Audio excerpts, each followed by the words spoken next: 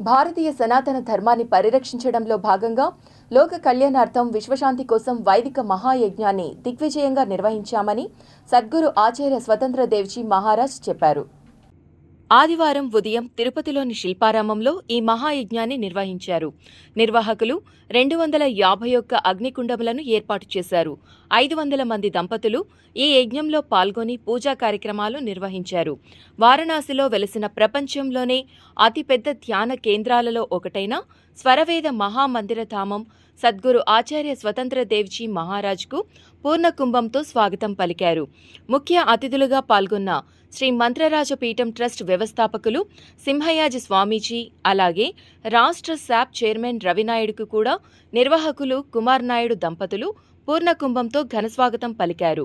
యజ్ఞాన్ని ప్రారంభించడానికి ముందు స్వతంత్ర మహాదేవ్జీ మాట్లాడుతూ దేశవ్యాప్తంగా సనాతన ధర్మాన్ని వ్యాప్తి చేయడానికి ప్రతి ఒక్కరూ కృషి చేయాలని కోరారు.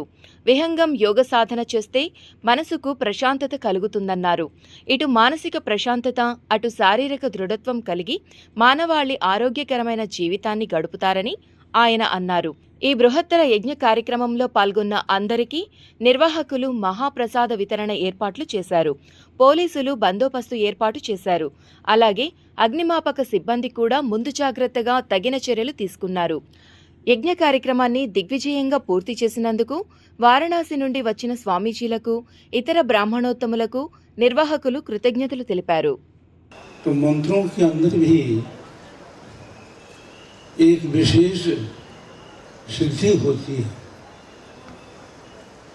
मंत्रों का हम ऋषियों को स्मरण करके जब उच्चारण करते हैं तो हमारे अंदर एक विशेष धार्मिक ऊर्जा उत्पन्न हो जाती है।